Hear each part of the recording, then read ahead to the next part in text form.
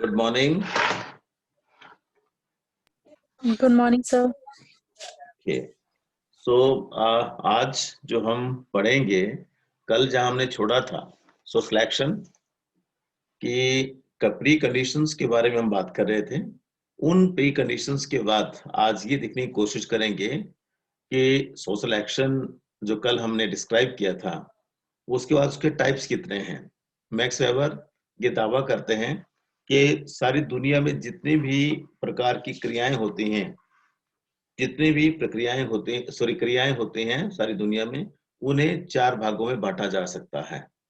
और उनका ये मानना जो था वो इस बात पर आधारित था कि जो इन्वेस्टिगेशन की जो बात करते थे इंटरप्रेटिव अंडरस्टैंडिंग के थ्रू, जो उनका मेथड है, कल जैसे हमने बात की थी, तो उस इंटरप्रेटिव अंडरस्टैंडिंग के मेथड के आधार पे इन्होंने जो एक नया स्पेसिफिक इंडिविजुअल ओरिएंटेड एक्शंस को क्रिएट करने की कोशिश की, उसकी टाइपोलॉजी को क्रिएट करने की कोशिश की, वो जो है वो अलग तरह का एक रिलीम देते हैं। इन्होंने सारी चीजों को जो समाज में पाई जाती बाय मीन के गोल, हर व्यक्ति का इंडिविजुअल और गोल के रिलेशन में सोशल एक्शन को लेने की कोशिश की है। उसके आधार पे इन्होंने एक्शन को डिफाइन किया है। देन उसके बाद जो समाज में वैल्यूज होती हैं, मूल्य जो होते हैं जिनकी वजह से एक्शन होता है, उसके आधार पर इन्होंने लिया है। और उसके बाद उन्होंने जो कुछ एक पर्सनल क्वालिटीज बंदे के अंदर होती है, वर्च्यूज हम जिसको बोलते हैं, उसके आधार पे सोशल एक्शन लेने की उन्होंने कोशिश की है। और साथ में इमोशंस या इमोशनल स्टेट ऑफ माइंड के आधार पे जो सोशल एक्शन बनते हैं वो उन्होंने लेने की कोशिश की है। तो इस तरह से 4 जो बेसिक हमारे एक गोल जो हमने जो अचीव करना चाहते हैं वो, और एक जो समाज की वैल्यूज, तीसरा इमोशंस हमारे सारे, और चौथा इन्होंने ट्रेडिशन की बात की है। तो इस तरह से ये 4 प्रकार के एक्शंस की ये बात करते हैं। और इसे मॉडर्न सोसाइटी से लेकर आज तक का जितना भी समाज रहा है, उन सारे के सारे समाज के आयामों में पाए जाने वाले जो भी क्रियाएं हम लोग करते थे, उन सब की इन्होंने बात करने की कोशिश की है। तो आज के टाइम में भी वही है। आज के टाइम में जो एक्शन जो है वो हमें जो देखने को मिलते हैं उसको भी इन्होंने डिस्क्राइब किया है, और पहले जो होते थे वो भी उन्होंने डिस्क्राइब करने की कोशिश की है। तो इन्होंने क्लियर कट डिस्टिंक्शन लाने की कोशिश की है कि हर एक्शन के बीच में क्लियर कट डिस्टिंक्शन कैसी होगी वो लाने की कोशिश की है। पेज नंबर 88 पे एक डायग्राम जैसा बना हुआ है, और उसमें 4 प्रकार के सोशल एक्शन की बात की गई है। उसमें टाइप्स ऑफ सोशल एक्शन कहा है, और ये अगर आप इस देखेंगे तो इस तरह से आपको देखने को मिलेगा। ये देखिएगा, ये इस तरह से है। तो इसमें जो 4 प्रकार हैं, उन 4 प्रकारों को इन्होंने बताने की कोशिश की है। और जो 4 प्रकार हैं, ये बोलते हैं कि एक ज्विक रैशनल होता है, एक रिट रैशनल होता है, एक इमोशनल एक्शन होता है, और एक ट्रेडिशनल एक्शन होता है। Zweck rational ZWICK, zweck rational RATIONL। Zweck rational, rationality हर जगह इनकी देखने को आपको मिलेगी। और क्योंकि ये रैशनलिटी की बात करते हैं, इंटरप्रेटिव अंडरस्टैंडिंग की बात करते हैं, तो हर जगह ये चीज आपको देखने को मिलेगी। तो इसमें इन्होंने जो दूसरा है रिट रैशनल की बात की है।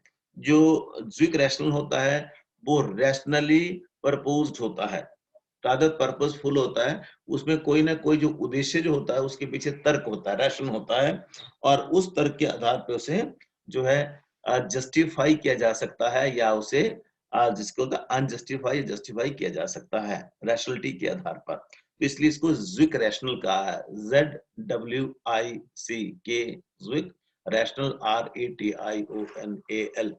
ज्विक रैशनल पर्पसफुली प्रपोज्ड होता है ये।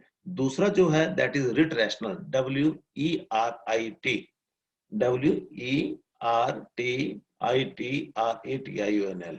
Writ rational, it always occur in relation to value. Value समाज में पाए जाने वाले जो मूल्य हैं उसके मुताबिक जब हम एक्शन करते हैं तो हम उसे रिट रैशनल एक्शन बोलते हैं।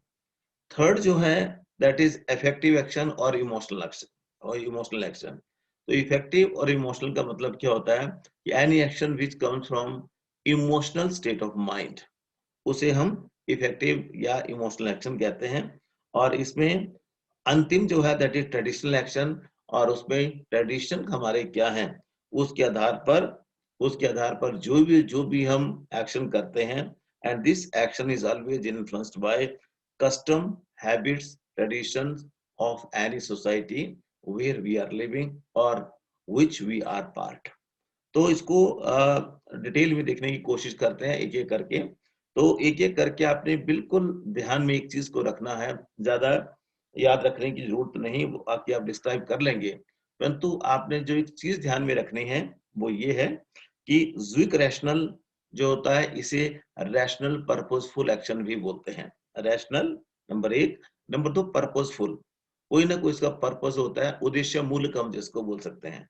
कोई ना कोई इस तरह के एक्शन का उद्देश्य होता है और उद्देश्य मूलक होने की वजह से रैशनलिटी जो है इसका मेन इंग्रेडिएंट्स है। मेन इंग्रेडिएंट माने मेन जो उसका जो है आधार वस्तु वो उसका रैशनल है। तो सिर्फ और सिर्फ कहने का मतलब जो है हमारा वो यही है, इस रैशनलिटी की बेस पे जो कोई भी चीज हम लें, कोई भी चीज मतलब कोई भी एक्शन को हम प्लान करें और उस एक्शन को हम अपने गोल और एंड्स, मीन्स और एंड के बीच में, एंड्स माने साधन और फिर साध्य, साध्य माने लक्ष्य, जो हमारा गोल है उसके उसको पाने के लिए जिन भी हम साधनों का सहारा लें, दोनों के बीच में रैशनलिटी होनी चाहिए, दोनों के बीच में तर्क होना चाहिए। और इस रैशनलिटी को देखने के लिए the end of action is either taken by the fulfilment of goal. जो एंड ऑफ एक्शन है वो जो एंड यूजर है वो कौन होगा, वो मात्र और मात्र होगा, कोई ना कोई उसका पर्पस जरूर होगा। जैसे हम लोग हैं, मान लीजिए हमारा एंड गोल क्या है, हम आप लोग पढ़ रहे हैं, आपका एंड गोल क्या है, नौकरी लेना। आपका एंड गोल सबसे पहले क्या है, बीए की डिग्री लेना, वो आपका एंड गोल है। उसके बाद बीए की डिग्री करके क्या करोगे भाई, नौकरी करेंगे भाई, या अच्छे नागरिक बनेंगे। तो जो अच्छा नागरिक बनना है या नौकरी करना है, बीए की डिग्री लेना है, ये दोनों तीनों जो है इसके पीछे कहीं ना कहीं रैशनलिटी है, कहीं ना कहीं जस्टिफिकेशन है।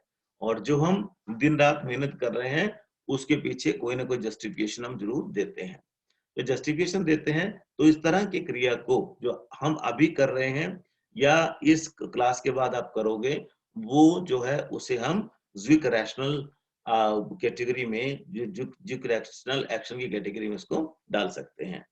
इसमें सिंपल शब्दों में हमने ये भी साथ में देखने की कोशिश करनी है कि कोई भी व्यक्ति विशेष, मान लीजिए कोई इंजीनियर है, मान लीजिए कोई मजदूर है, मान लीजिए कोई किसान है, कोई भी एक्शन करता है खेतों को जोतने से लेके हार्वेस्टिंग तक, तो उसका कोई ना कोई उसका उद्देश्य है जिसकी वजह से वो करता है। मजदूर क्यों करेगा, कि उसको दिहाड़ी कमानी है और दिहाड़ी कमाने के बाद अपने परिवार का पालन पोषण करना है। इसी तरह से इंजीनियर जो है, वो इंजीनियर क्यों काम करेगा, उसको पुल बनाना है, उसको घर बनाना है, उसको कोई सिविल वर्क करना है। तो उसके पीछे सारा का सारा जो सिस्टम रहता है, उस सिस्टम में जस्टिफिकेशन है हर जगह, हर काम के उसका जस्टिफिकेशन है, हर काम के पीछे उसका लॉजिक है, कोई ना कोई पर्पस है। और जब पर्पसफुली किसी भी एक्शन को किया जाए तो उसे हम क्या बोलते हैं, ज्विक रैशनल एक्शन कहा जाता है। देखिए, नंबर 2 है writ rational. Writ rational action जो होता है, that is value rational action also. Value rational मैंने पहले था गोल रैशनल था, उसमें गोल को प्रमुखता होती है और यहाँ वैल्यूज को ज्यादा प्रमुखता होगी। अब वैल्यू का मतलब सिंपल शब्दों में क्या होगा कि any action which we are initiating that should be and that will be in relation to social values of which we all are part. हम जिस वैल्यू सिस्टम के हिस्सा हैं, जिस वैल्यू चेन के हिस्सा हैं, वो वैल्यू चेन को पूरा करने के लिए, रादर किसी भी चीज को करने के लिए वैल्यू पर आधारित जो हमारे परिवार के मूल्य हैं, समाज के मूल्य हैं, उनके आधार पर जब हम कोई भी ऐसा फैसला लेते हैं और उसके लिए क्रिया करते हैं, तो वो क्या होगा, that will B writ rational action. और इसमें इस एक्शन में क्या होता है, जो इंडिविजुअल होता है that person use rational that is effective means to achieve the goal or end in terms of subjective meaning only। subjective meaning के संदर्भ में इसको यूज किया जाता है।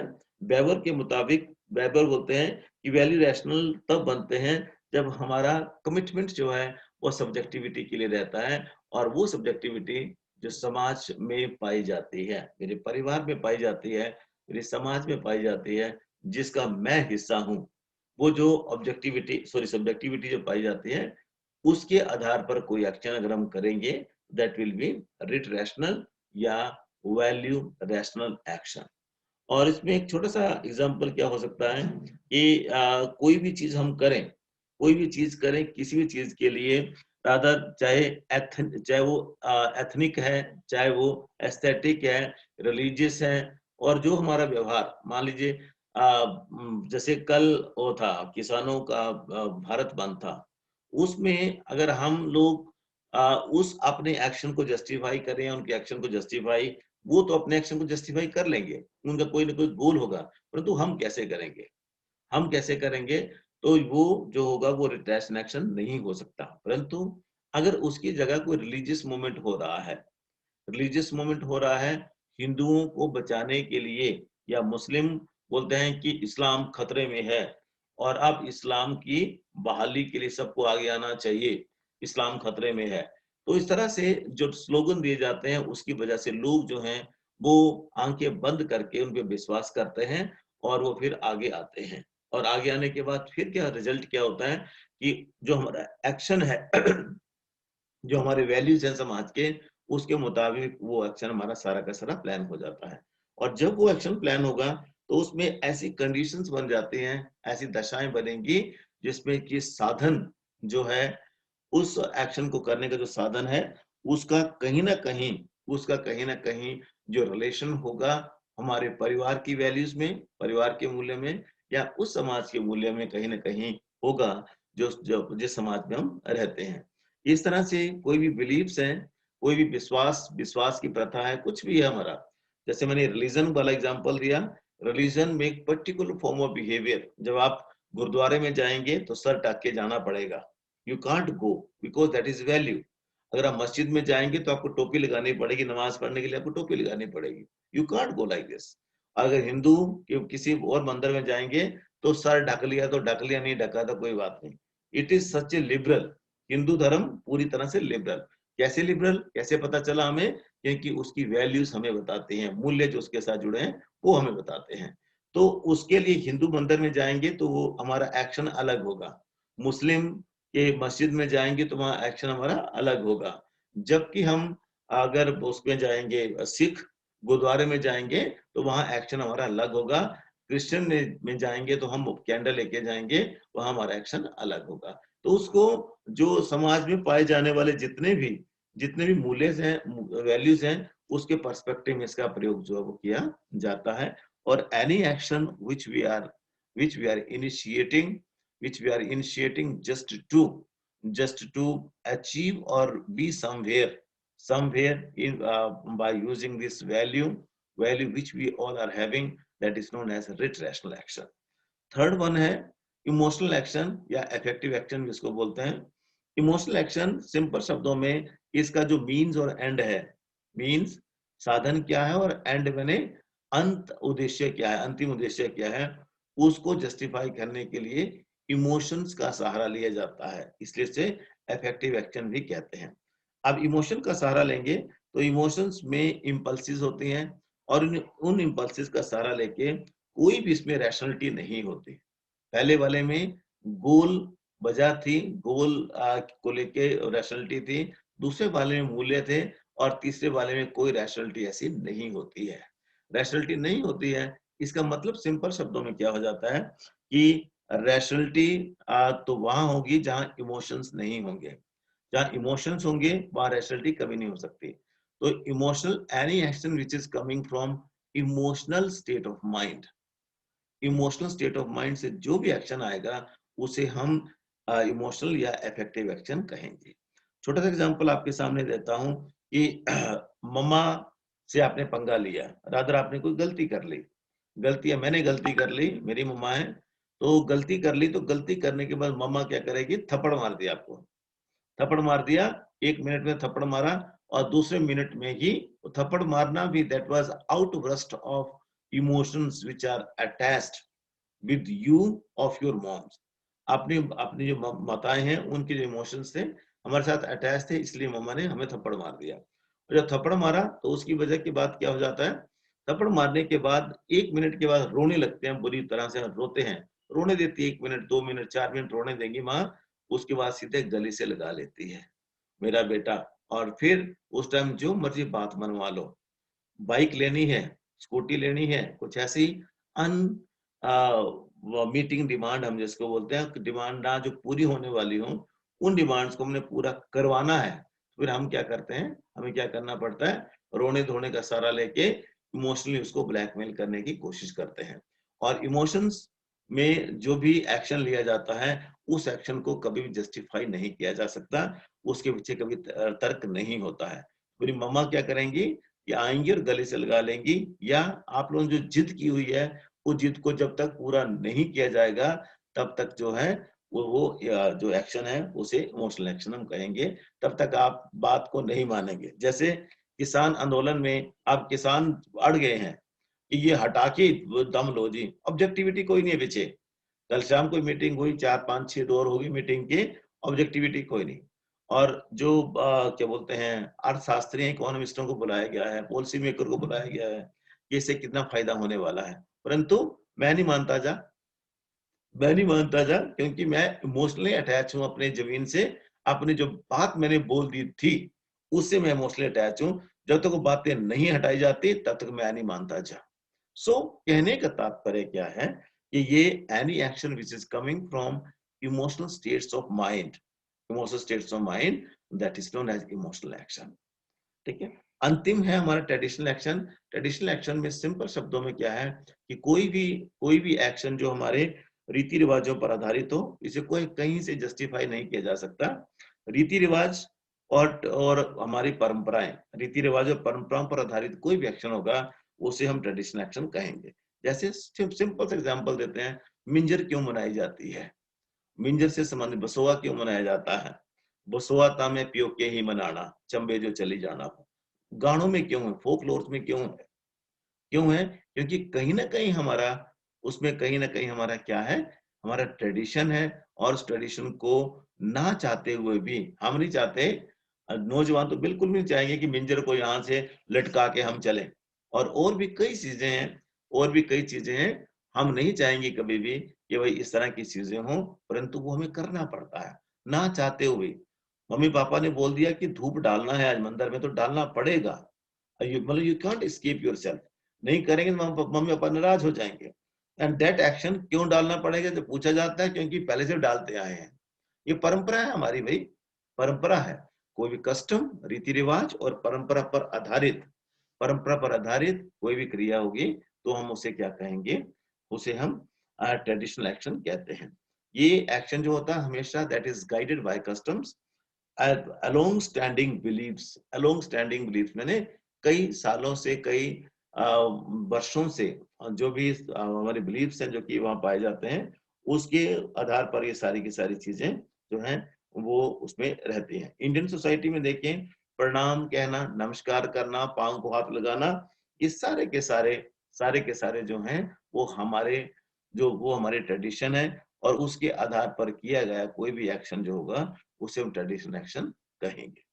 तो इस तरह से ये 4 प्रकार के एक्शंस थे। मैक्स वेबर का दावा है कि सारी दुनिया में जितने भी एक्शंस होते हैं, उन्हें इन 4 प्रकार के एक्शंस में, क्रियाओं में जो है वो उसे बाँटा जा सकता है, रैशनली, साइंटिफिकली और टेक्निकली आल्सो। तो इस तरह से बहुत ही कम शब्दों में अगर देखने की कोशिश करें, तो कई लोग हैं, जैसे पार्सन है, स्टूज है, कोहन है, 3 लोगों ने इस थ्योरी की आलोचना की है। वो कहते हैं कि जो वेबर ने कहा है वो सही नहीं है, परंतु फिर भी जो मर्जी हो, आज वेबर द्वारा कही गई ये जो टाइपोलॉजी है, वो आज भी वैसी है जैसे उस समय में थी। कॉन्वेंट सोसाइटी नाम की किताब में ये छपी थी। और उसी किताब में आपको पता है कि जो उस समय था वही आज भी है, और आज भी ये सर्वमान्य है। आज भी इसको सारे सोशियोलॉजिस्ट को मानते हैं। और ये जो है वो वेबर की थ्योरी का एक अलग से पार्ट है, जो कि सारी दुनिया में इसको सोशल एक्शन के नाम से जाना जाता है, in spite of criticism and in spite of anything. So इस तरह से बेवर की ये जो थ्योरी है सोर्स सिलेक्शन की, वो खत्म होती है, और कल हम बेवर का जो अगला पार्ट है पावर एंड अथॉरिटी, उसको हम देखने की कोशिश करेंगे।